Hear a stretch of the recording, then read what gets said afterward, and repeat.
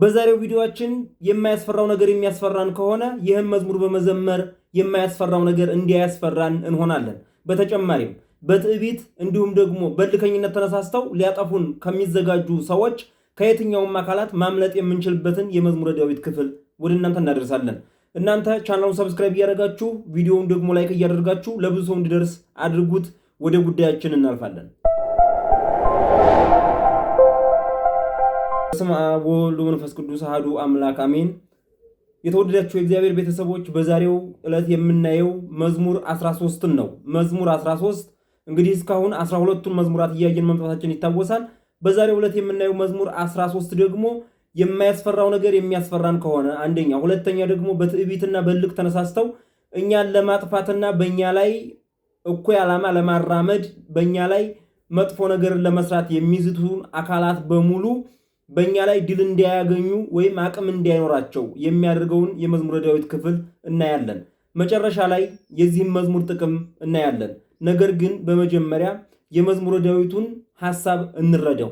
ሐሳቡን ካልተረዳነው ጥቅሙ ቢገባን ዋጋ የለውም። ምክንያቱም ይህን ጸሎት በምንጸልይበት ጊዜ ሐሳቡ ምን ለማለት ተፈልጎ ነው የሚለውን በህሊናችን እያሰብን የምንጸልየውን ደግሞ በጆሮአችን እያዳመጥን እንጸልያለን። በዚህ ጊዜ ጸሎታችን ቶሎ ተሰሚነት ያገኛል ማለት ነው።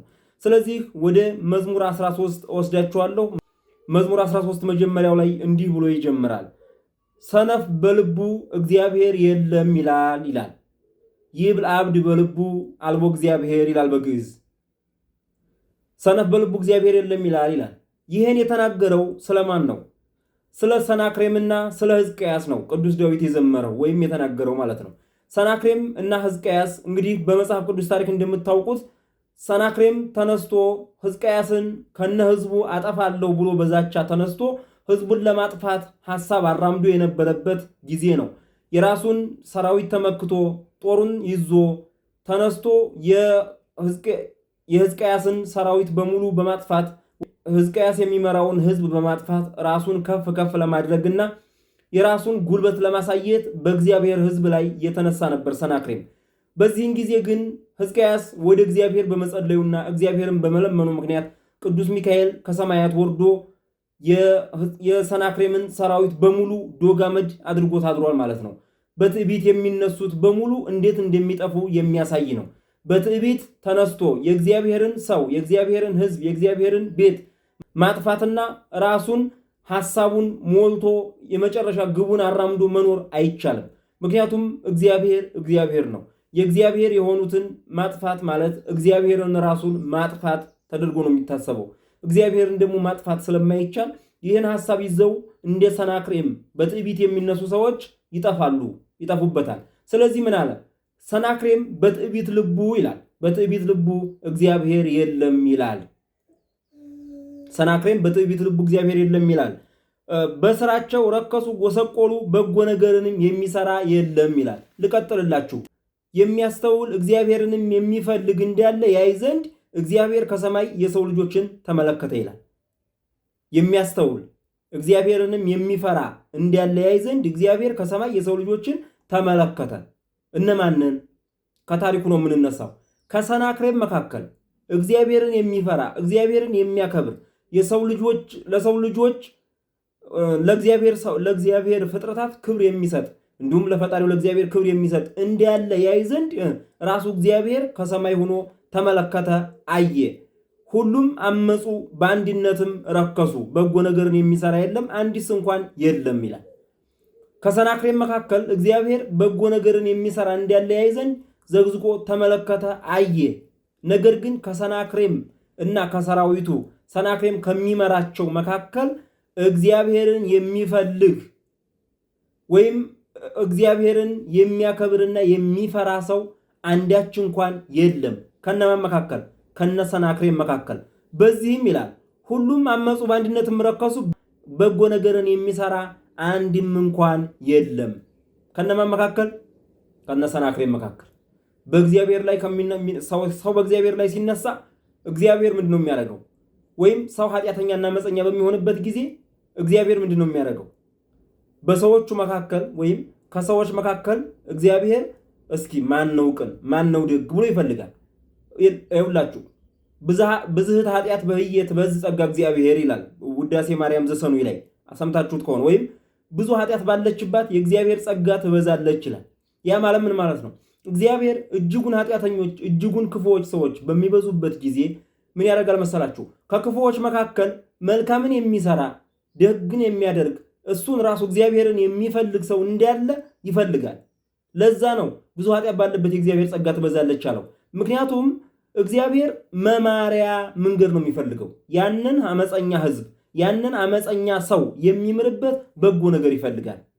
በመካከል ብዙ ኃጢአት ባለበት የእግዚአብሔር ጸጋ ይበዛል ማለት ይሄ ነው እና እግዚአብሔር ከሰናክሬምና ከሰራዊቱ ከሰናክሬምና ሰናክሬምን ከሚከተሉት መካከል በጎ ነገርን የሚያይ ሰው በጎ ነገርን የሚሰራ ሰው እንዳለ ፈለገ፣ አየ፣ ተመለከተ፣ ሊያገኝ አልቻለም። ሁሉም በስራቸው ረከሱ።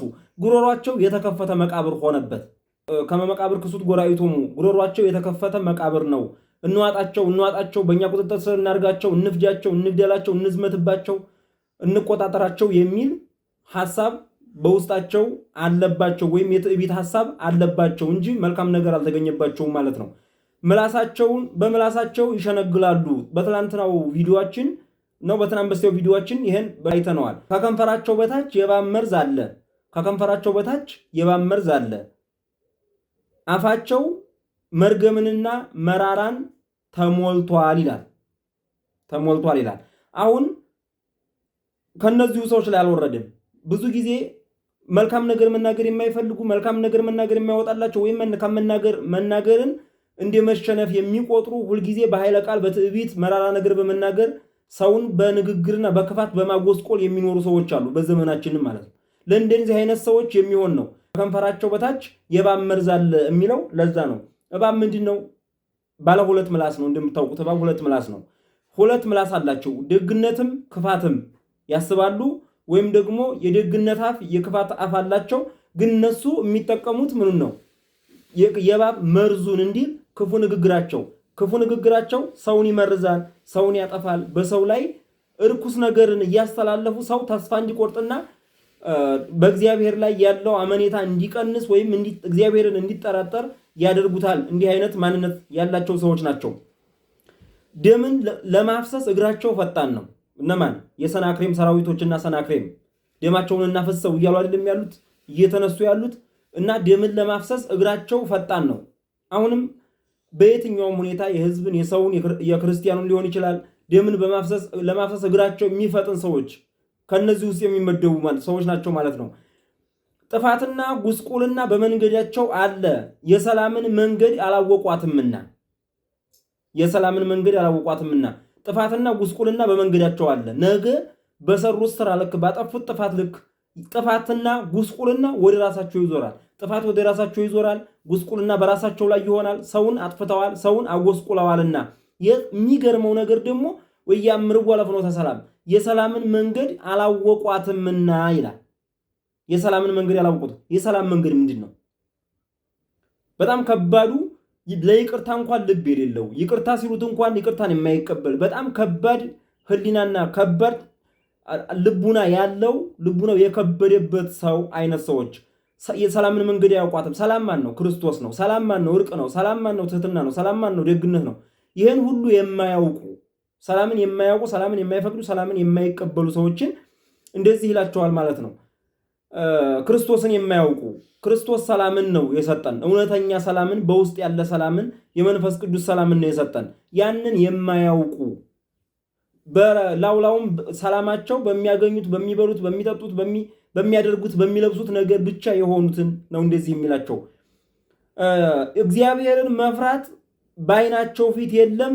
ሕዝቤን እንደ እንጀራ የሚበሉ ኃጢአት የሚሰሩ ሁሉ በውኑ አያውቁም? ምን ይላል? ሕዝቤን እንደ እንጀራ የሚበሉ ካልጎረስናቸው፣ ካላጠፋናችሁ፣ በእኛ ውስጥ ካላደረግናችሁ፣ ካልዋጥናችሁ እያሉ የሚፎክሩትን ነው። በዚያ በታላቅ ፍርሃት ፈሩ፣ እግዚአብሔር በጻድቃን ትውልድ ዘንድ ነውና። የሚገርማችሁ በግዕዙ ምን ይላል መሰላችሁ? ፈርሁ ወገረሞሙ ዘኢኮነ ግሩመ ይላል። ፈሩ፣ ደነገጡ። የሚገርመው የማያስፈራው ነገር አስፈራቸው፣ አስደነገጣቸው ይላል። ብዙ ጊዜ በሰው ላይ ሲነሱ ሰውን ለማጥፋት በሰው ላይ የሚነሱ ሰዎች እንደ ሰናክሬም አይነት ሰዎች ምንድነው የሚሆኑት? የሰውየው ሰላም እነሱን ያስፈራቸዋል። የሰውየው ዝምታ እነሱን ያስፈራቸዋል። የሰውየው ደግነት እነሱን ያስፈራቸዋል። ስለዚህ አሁንም ካላጠፋ ነው የሚሉት። በዚህኛው በኩል ስናየው ደግሞ ሰላም ውስጥ ያሉ ሰዎች፣ ሰላምን የሚፈልጉ ሰዎች ደግሞ እንደ ፈሪዎች ይሆናሉ። ማለትም የማያስፈራው ያስፈራቸዋል፣ የማያስደነግጠው ያስደነግጣቸዋል። መፍራት የነበረበት ማን ነው? ሰው እግዚአብሔርንና ኃጢአትን ነው እንድንፈራ የተፈቀደልን። እግዚአብሔርንና ኃጢአትን። እግዚአብሔርን ስንፈራ ያጠፋኛል፣ ይቀጣኛል፣ ይገድለኛል ብለን አይደለም፣ ያየኛል፣ በየትኛውም ቦታ እሱ አለ፣ ሁልጊዜም ከኔ ጋር ነው ብለን ነው እግዚአብሔርን ማለት ነው።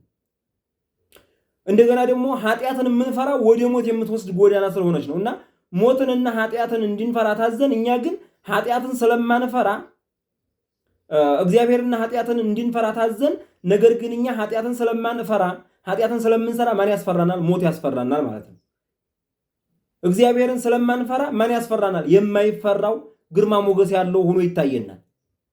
ከእግዚአብሔር ውጭ የትኛውም ነገር ክርስትናችንና የክርስትናችን ልክ ስለወረደ ነው የትኛውንም ነገር አይተን በመፍራት ተሞልተን እየሸሸን ያለ ነው ማለት ነው። ቤተ ክርስቲያናችንን እንኳን አንድ ሆነን ማስጠበቂያ ቃተን ምን ስለሆነ ነው? እግዚአብሔርን ስለማንፈራ እግዚአብሔር በእኛ ውስጥ የማንፈራውን ነገር እንድንፈራ ጣለብን፣ አረገብን ማለት ነው። የሚፈራውን ነገር የማይፈራ ሰው የማይፈራውን ነገር እንዲፈራ ይሆናል። ኃጢአትን የሚፈራ ሰው ሞት መቼም አያስፈራውም። እንዲሁም እግዚአብሔር ሆይ ና ውሰደኝ ብሎ ይለምናል። በፖዚቲቭ ማለት ነው። እንደዚህ ሲጨንቀውና ሲጠበው መሄጃ ሳጣ ና ውሰደኝ የሚለውን አይደለም፣ ግን እንደዚህ በፖዚቲቭ እግዚአብሔር ና ውሰደኝ ይላል። እግዚአብሔር ና ውሰደኝ ይላል። ግን ኃጢአትን የማይፈራ ሰው ሞት እንዳይመጣበት ይፈራል። መሞት አይፈልግም። ነፍሱ አሁን ብትሞት የት ትሄዳለህ? አሁን ብትሞት እንዲህ ነው፣ አሁን ብትሞት ስለምትለው ኃጢአቱ ስለምታስታውሰው ነፍሱ ስለምትነግረው ሞትን ይፈራል እና የማያስፈራው አስፈራቸው የሚለው እዚህ ላይ ነው። ይላል ቀጥሎ ይመለስና ቅዱስ ዳዊት እግዚአብሔር በጻድቃን ትውልድ ዘንድ ነው ይላል። እግዚአብሔር በፊተኛው ትርጉም የመጣሁላችሁ በዚህኛው ብዬ ነበር አይደል የመጣሁት። እነሱ ይፈራሉ። ሰላምተኛ ሰዎችን፣ ደግ ሰዎችን፣ ዝምተኛ ሰዎችን ይፈሯቸዋል። አሳዳጆቹ፣ ክፉዎቹ ሰዎች ማለት ነው። ለምን? እግዚአብሔር ከማን ጋር ስለሆነ? ከጻድቃን ዘንድ ስለሆነ፣ ከደጎች ዘንድ፣ ከዝምተኞች ዘንድ፣ ከቅኖች ዘንድ፣ ከተገፊዎች ዘንድ ስለሆነ፣ ገፊዎቹ ደግሞ ሰይጣን ከነሱ ጋር ስላለ በተገፊዎች ውስጥ ያለው እግዚአብሔር በገፊዎቹ ውስጥ ያለውን ሰይጣን ስለሚያስፈራው ገፊዎቹ ቶሎኒኞቹን ተገፊዎቹን ገድለው እንዲገላገሉ ነው የሚያደርጋቸው ግፉ በሉ የሚላቸው ማለት ነው። ድሆችን ምክር አሳፈራችሁ፣ እግዚአብሔር ግን ተስፋቸው ነው ይላል። ድሆች ወደ እግዚአብሔር ሲለምኑ እስቲ እግዚአብሔር ሲሰማችሁ እናያለን፣ የእናንተ እግዚአብሔር ብለው ይላሉ። ነገር ግን እግዚአብሔር ለዚህ ሁሉ እውነተኛ ተስፋ ነው። ተስፋ ቢያደርጉትም ቢተማመኑበትም የማይተውት ተስፋ ነው። እውነተኛ ተስፋ ነው። እግዚአብሔር ከጽዮን መድኃኒት ለእስራኤል ይሰጣል። እግዚአብሔር ከጽዮን መድኃኒትን ለእስራኤል ይሰጣል። ኢየሱስ ክርስቶስን እግዚአብሔር ወልድን ይሰጣል። አንድም ደግሞ ምን ማለት ነው? ለጠላት ሰናክሬም እግዚአብሔር መጥቶ ይፈርድበታል። ለሕዝቅያስ ደግሞ እግዚአብሔር መጥቶ መድኃኒት ሆኖ ይፈርድለታል እያለ ነው የሚናገረው። እግዚአብሔር የሕዝቡን ምርኮ በመለሰ ጊዜ ያዕቆብ ደስ ይለዋል፣ እስራኤልም ሐሴትን ያደርጋል ይላል። ምርኮን በመለሰ ጊዜ እግዚአብሔር ደስ ይለዋል። እግዚአብሔር ምርኮን በመለሰ ጊዜ ያዕቆብ ደስ ይለዋል፣ እስራኤልም ሐሴትን ያደርጋል። ጠላት፣ ትዕቢተኛ፣ ክፉ፣ አሳዳጅ እንዲህ አይነት ሰዎች እግዚአብሔር ተነስቶ ባጠፋቸው ጊዜ ተሳዳጆች፣ ትሑቶች፣ ግፍ የሚደርስባቸው እነዚህ ደግሞ በደስታ ይሞላሉ። ስለዚህ ይሄ ነው። ስለዚህ በአጠቃላይ የዚህ መዝሙር ዓላማ ስንዘምረው የምናገኘው ጥቅም ምን መሰላችሁ? አንደኛ ኃጢአትን እንድንፈራ ሞትን እንዲያንፈራ ያደርገናል። ሁለተኛ እግዚአብሔርን እንድንፈራ ያደርገናል። ሶስተኛ ሰላምን የማያውቁ ሰዎች እንዲያስደነግጡን ያደርገናል። አራተኛ የማያስፈራው ነገር እንዲያስፈራን ልቦናችንን የጸናና የቀና እንዲሆን ያደርግልናል። ይህም መዝሙር መዘመራችን ጽኑ አቋም ያለው አንድ የሆነ እግዚአብሔርን የሚወድ እግዚአብሔርን የሚያከብር ጽኑ ክርስቲያን እንድንሆንና በየትኛው የሚያሸብር ነገር የማንሸበር ምርጥ ክርስቲያኖች እንድንሆን ይረዳናልና ይህም መዝሙር በመጸለይ ሁላችንም የውስጥ ሰላማችንን መጠበቅና ቤተክርስቲያናችንን ሀገራችንንም ወደ ፍቅርና ወደ ሰላም ማምጣት ይኖርብናል። ወስብሐት ለእግዚአብሔር ወለወላዲቱ ድንግል ወለመስቀሉ ክቡር አሜን። ይቆየን።